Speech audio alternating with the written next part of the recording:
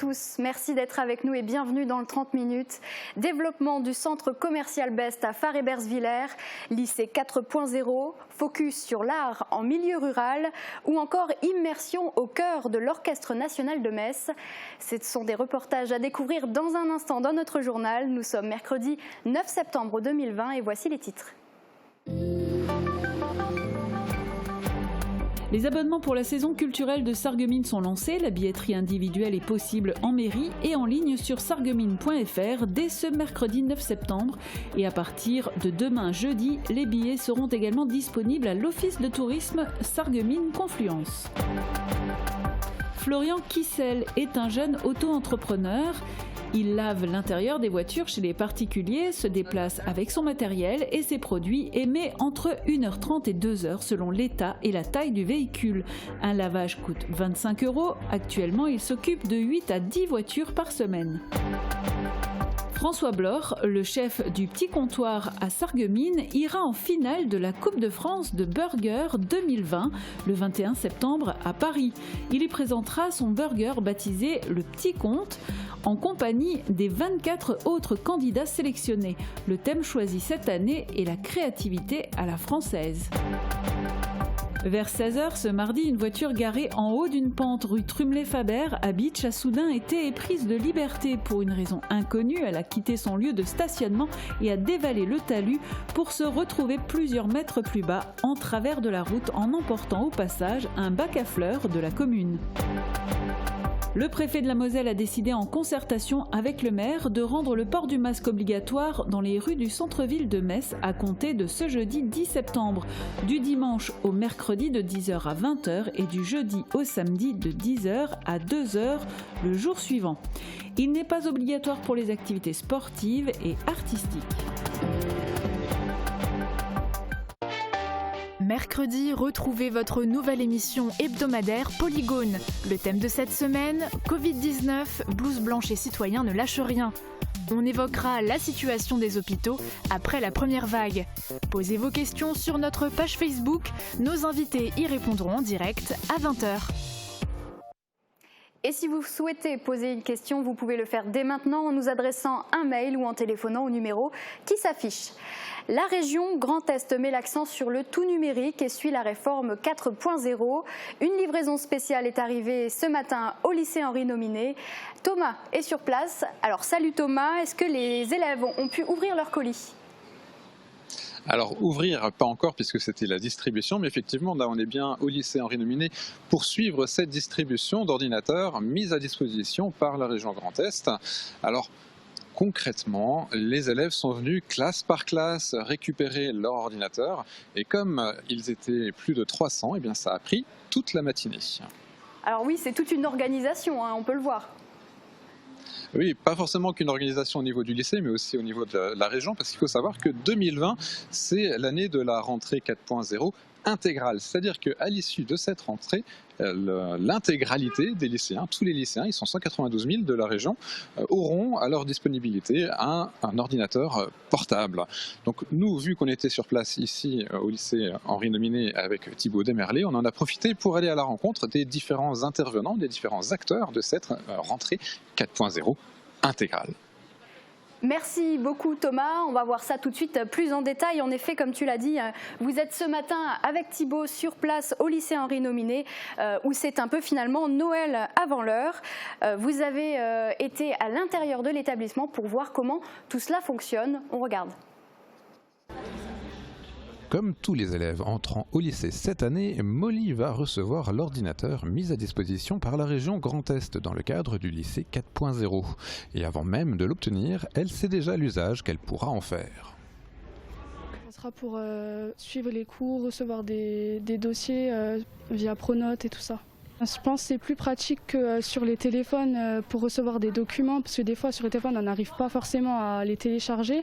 Et je pense que sur les ordinateurs on peut. Et il n'y a pas que les élèves qui perçoivent le changement apporté par cette arrivée du numérique en cours. C'est peut-être plus rapide, alors plus pratique pour les élèves, pour les professeurs, plus rapide aussi, et donc de pouvoir avoir un support autre que le support papier, toujours plus agréable de projeter donc le cours, les exercices donc au tableau, voilà. Au total, ce sont 300 élèves qui ont reçu un ordinateur au lycée Henri Nominé. Sur toute la région, ils sont 92 000. Un investissement chiffré à 40 millions d'euros.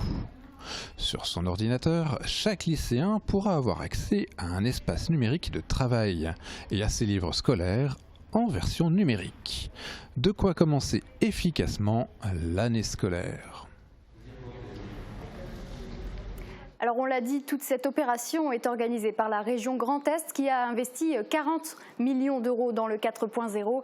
Justement, Nicole Müller-Becker, vice-présidente du conseil régional, était sur place et nos journalistes lui ont posé quelques questions. Nicole Müller-Becker, vous êtes là en tant que représentante de la région aujourd'hui. Pourquoi pour la région Grand Est, c'est important de distribuer ces ordinateurs aux lycéens ?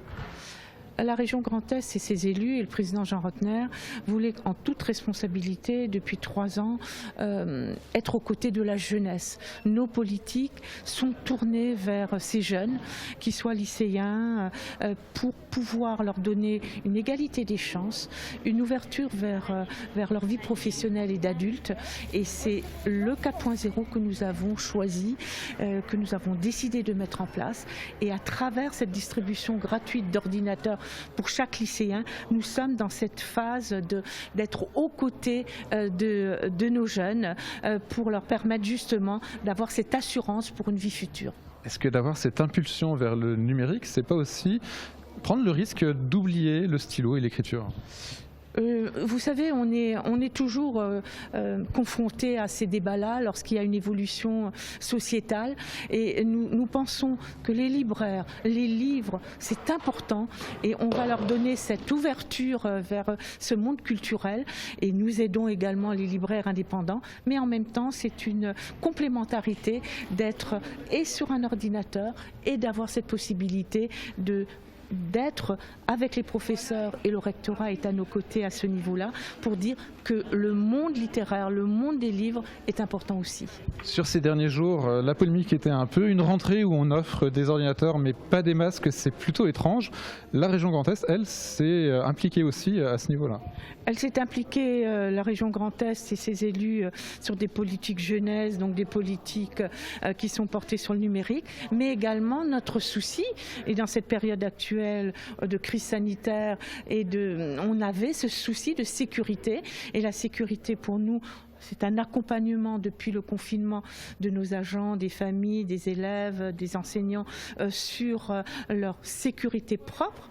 Mais là aussi, nous avons décidé à la rentrée de distribuer 2 masques lavables par lycéen pour qu'ils puissent avoir un début d'aide régionale à ce niveau-là. Et nous portons plus loin cette distribution puisque nous la donnons également aux élèves infirmiers dans les instituts de formation sanitaires et infirmiers du Grand Est. Merci beaucoup. Donc on retiendra pour cette rentrée au niveau de la région, c'est un ordinateur offert et 2 masques lavables. Merci Thomas. Et l'autre info de cette rentrée, c'est le développement du centre commercial Best à Fars-et-Bersvillers qui ne semble pas subir les conséquences de la crise sanitaire et annonce l'ouverture de 12 nouvelles enseignes d'ici à la fin de l'année.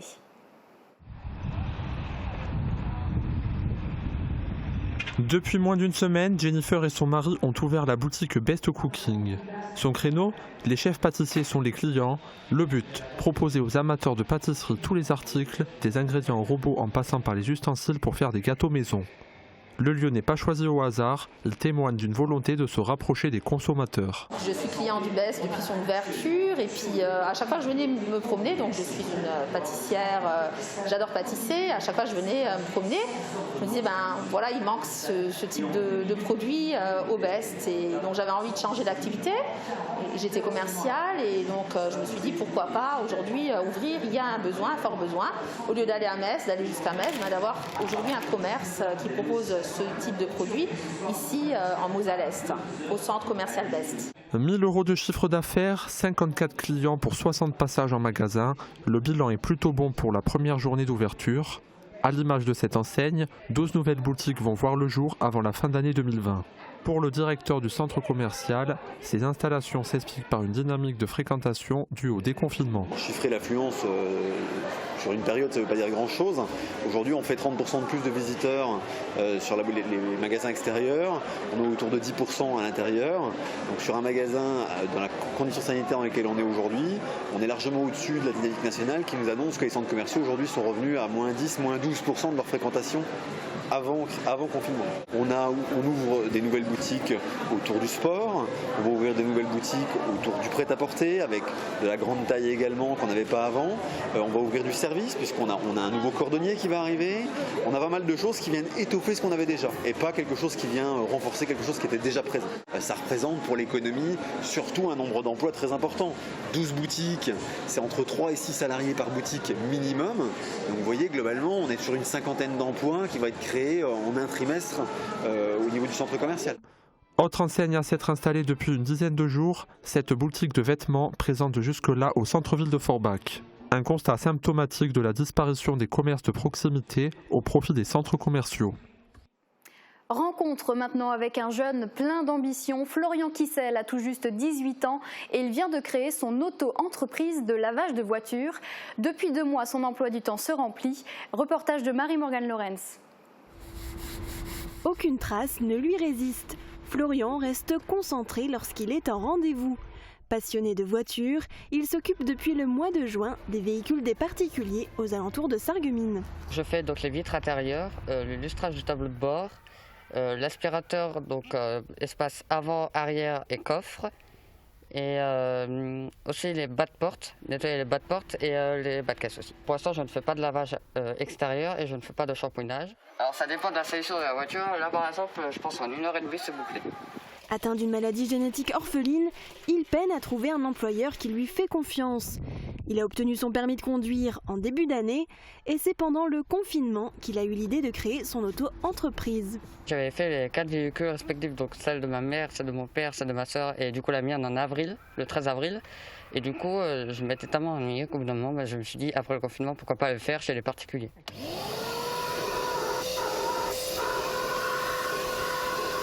Ses parents l'ont tout de suite épaulé dans ses démarches pour lancer sa petite entreprise. Son père, Eric, lui a créé une page Facebook « Nettoyage intérieur de votre voiture » à travers laquelle les particuliers peuvent demander un rendez-vous. Depuis l'été, Florian ne s'arrête pas. Il effectue des lavages du lundi au samedi. Avec mon épouse, effectivement, on est très fiers. Puisqu'effectivement, comme vous le disiez à l'instant, à 18 ans, avoir déjà sa propre entreprise et être autonome, et vu les circonstances de trouver du travail, écoutez, on trouve ça formidable. Florian se déplace avec son matériel et ses produits. Les particuliers doivent simplement lui donner accès à un point d'eau et à l'électricité. Le jeune homme, très motivé, pense déjà à l'avenir. Il aimerait devenir préparateur de véhicules d'occasion dans une concession.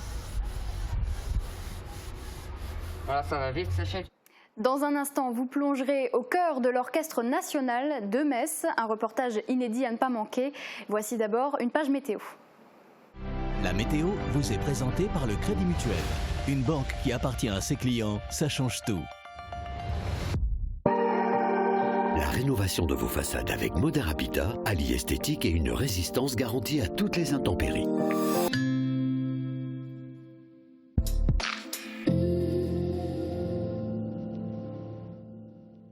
Bonjour tout le monde, aujourd'hui on est mercredi, c'est la journée des enfants. Alors quoi de mieux que de venir profiter de l'aire de jeu de Großbliedersdorf. Mais saviez-vous que le jour libéré n'a pas toujours été le mercredi? Depuis 1882, la journée sans classe était le jeudi. Et c'est en 1972 qu'il a été décidé de passer du jeudi au mercredi pour rééquilibrer la semaine d'école. Et c'est de là aussi que vient l'expression « Oh, je le ferai la semaine des 4 jeudis », ce qui signifie en réalité que vous pouvez toujours attendre que ça arrive. Mais aujourd'hui, c'est bien la météo de jeudi qui nous intéresse. La matinée débutera sous un ciel gris et légèrement pluvieux, mais dès le début d'après-midi, des éclaircies se forment à nouveau. Les températures seront stationnaires avec de 11 à 14 degrés au minimum et de 22 à 25 degrés au maximum. Demain, on pensera au Inès et on perdra encore 4 minutes d'ensoleillement, mais il fera encore jour de 7h02 à 19h54. Je vous souhaite à tous une très bonne journée et à demain. Merci d'avoir suivi la météo avec le Crédit Mutuel. Une banque qui appartient à ses clients, ça change tout.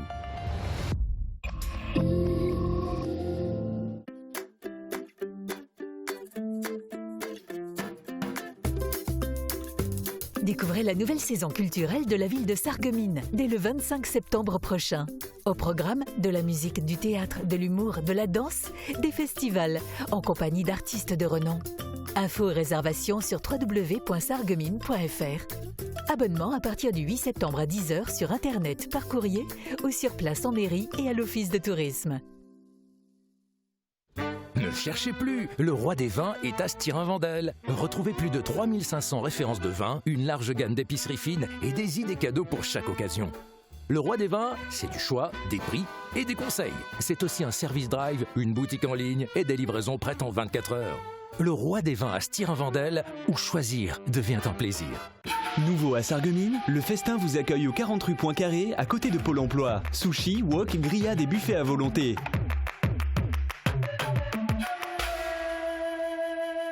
L'acteur principal, hein. Waouh, le charme! Vous n'avez rien remarqué? Ouais. Oui, c'est vrai, moi aussi. Pourtant, Nadine est équipée de 2 appareils auditifs. C'était lui le mieux dans le film. À la passion de l'audition, nos appareils allient discrétion et efficacité.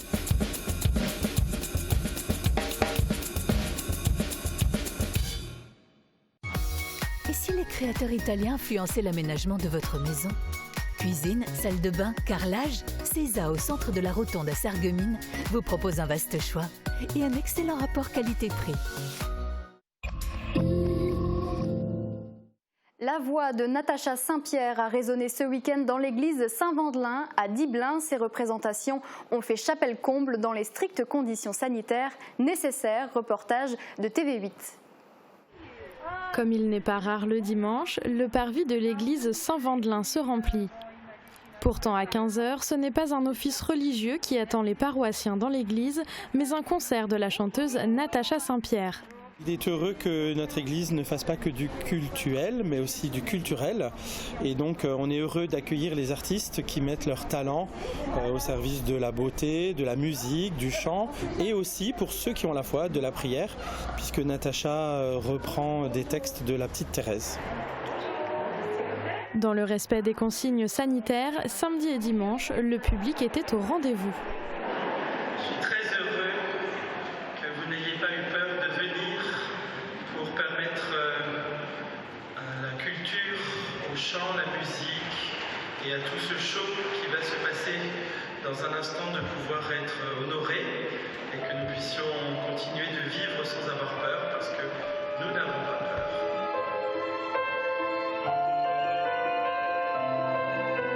En 2013, Natacha Saint-Pierre accepte volontiers la proposition du chanteur Grégoire de mettre en chanson les poèmes de la religieuse Thérèse de Lisieux. Un projet qui enchante la chanteuse, qui en 2017 sortira son album « Aimer, c'est tout donner » en collaboration avec les frères Pouzin du groupe Glorious. Un travail musical qui mêle d'autres textes et poèmes de la petite Thérèse.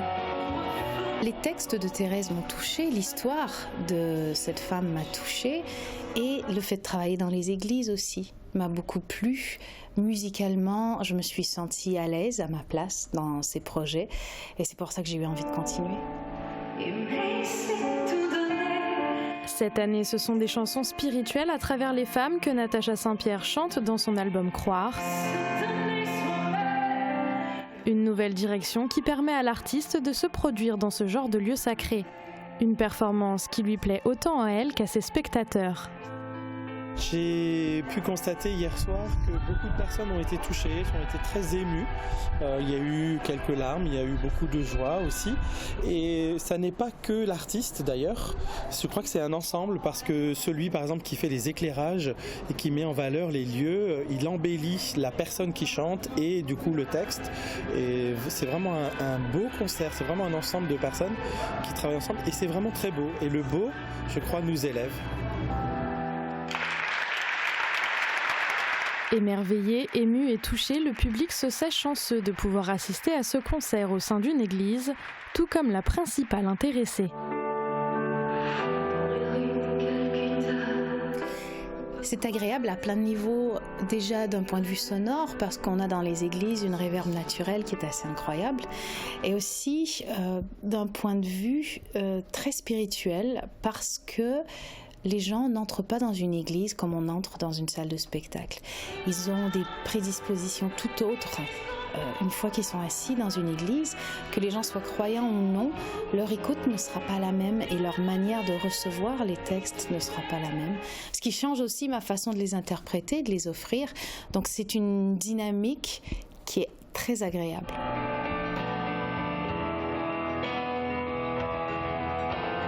Natacha Saint-Pierre continue sa tournée et sera en concert le week-end prochain à l'église Sainte-Catherine de Bitche et il reste quelques places. Et si vous pensiez qu'artistiquement parlant, le territoire ne vaut pas une grande ville, vous pourriez changer d'avis car il existe dans notre secteur une effervescence artistique à la portée de tous. Démonstration dans ce reportage. Quand l'art se met à la portée de tous, si dans les grandes métropoles, on peut se rendre dans de nombreux musées et galeries d'art, en milieu rural, l'accès à cette culture semble impossible. Et pourtant, sur notre territoire, on a bien quelques musées. Faïence, verre et cristal ont mis depuis leur apparition de l'art sur nos tables et dans nos salons. Mais aujourd'hui, de l'art, on en croise au quotidien. Peinture, sculpture, de bois, de verre, de pierre, de terre ou de métal, regardez bien autour de vous, il y a forcément une œuvre que vous avez croisée aujourd'hui sans même vous en rendre compte. Parmi les plus visibles, sans doute, les sculptures monumentales de Bilbrech, par exemple. Elles accompagnent le fleurissement de Sarreguemines, ou les fresques de Philippe de Goth. Elles nous rappellent que notre territoire a été et est toujours une terre d'artistes. La galerie Arpège invite régulièrement des artistes de renom à exposer leurs œuvres à Sarreguemines, tout comme le musée des techniques faïencières invite régulièrement des céramistes. Mais mieux encore, notre région est aussi le repère de nombreux artistes. Beaucoup d'entre eux se sont regroupés en associations qui vont à la rencontre du public pour montrer leur travail.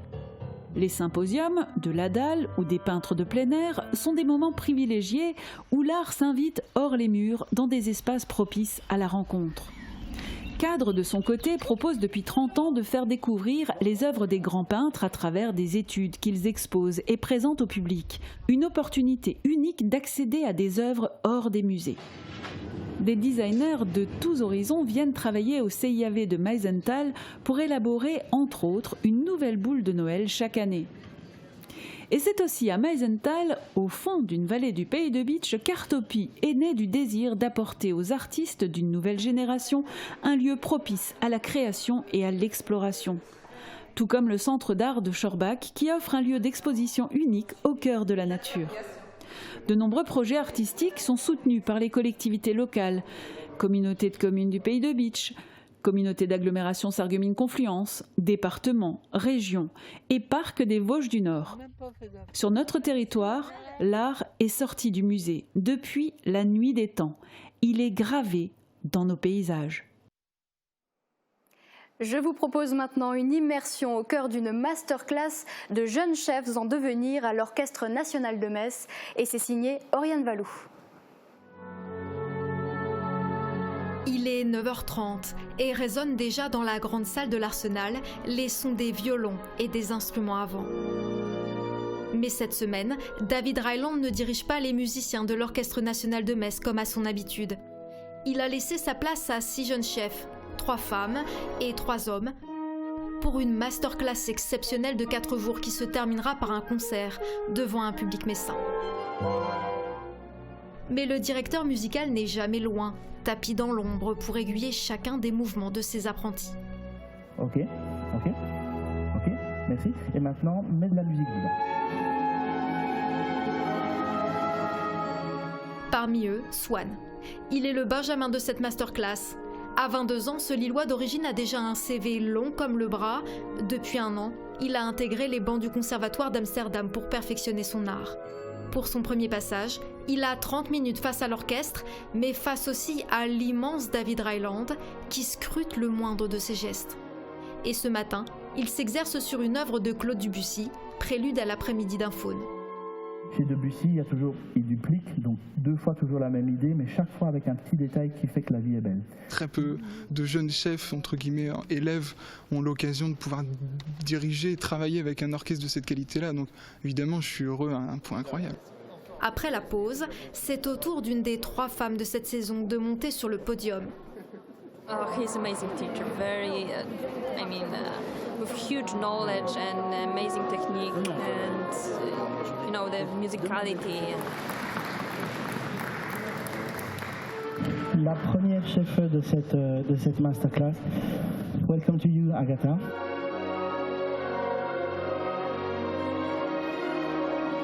Agatha est polonaise. À 25 ans, elle n'en est pas à sa première masterclass, ni à ses premiers concerts. En 2018, elle a dirigé l'Orchestre Philharmonique de Malte. Mais n'est pas chef d'orchestre qui veut. On a affaire à des orchestres professionnels, donc on partage les mêmes symboles. La musique, sont des symboles noirs sur du papier blanc. Les symboles sont traduisibles par tout le monde, ce langage est universel. Ce qui fait la spécificité de la mission du chef d'orchestre, c'est d'apporter ce supplément d'âme, c'est-à-dire ce qu'il y a au-delà du symbole. Fin de cette première session. La grande salle se vide rapidement. Cet après-midi, place à Stravinsky. Swann. Quel mouvement, Swann? Retour du côté de chez Swann. La partition est particulièrement technique. Une œuvre romantique où de nombreuses voix se croisent. L'attention doit être constante.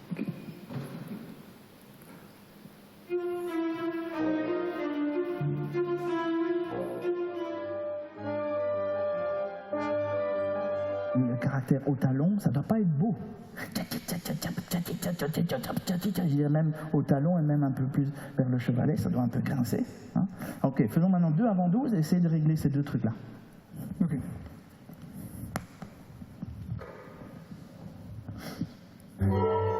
C'est comme ça qu'on apprend, ça c'est sûr. Après, des fois, il y a certaines réflexions qui piquent un peu parce que ça met pile le doigt là où ça fait mal. Mais on est là pour ça, sinon on n'avance pas. Et la séance d'introspection n'est pas terminée. 3 étages plus haut, après une journée de répétition, les chefs se sont rassemblés dans le studio du gouverneur. Toutes les prestations ont été filmées, celles de Swann, mais aussi d'Agatha. I'm a little bit stressed because it's completely different when you conduct and you have your own image of yourself during conducting and you have to compare it with the real image. Et bien sûr, c'est David Ryland lui-même qui se charge de débriefer chaque performance. I received 2 information. One of your right hand and another one from your head. Les visages semblent fatigués, mais c'est le prix de l'excellence. La séance se terminera tard dans la soirée. Retour dans la grande salle de l'Arsenal pour ce 3e jour de masterclass. Ce matin, Agatha travaille à son tour Stravinsky et chaque instant a son importance. It's not about repeating, it's more about being into the music before I go on the podium, just to be focused.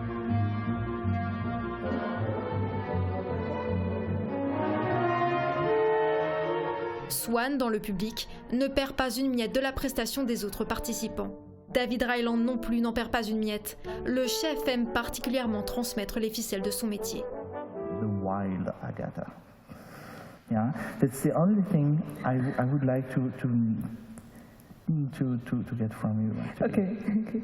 Do you know what I mean? Okay.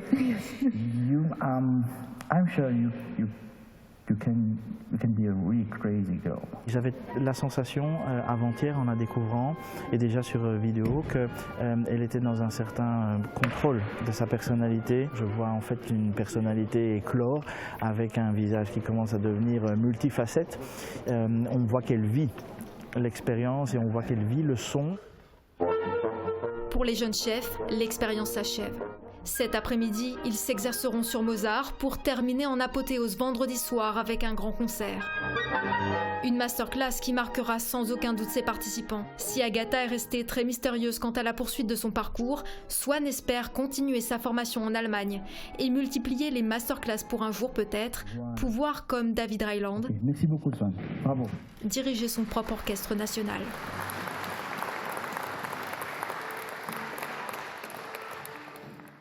Ne zappez pas, l'info continue sur Mosaïque Cristal et n'oubliez pas de nous suivre sur les réseaux sociaux pour ne rien manquer de l'actualité ou de vous connecter sur www.mosaïque-cristal.tv.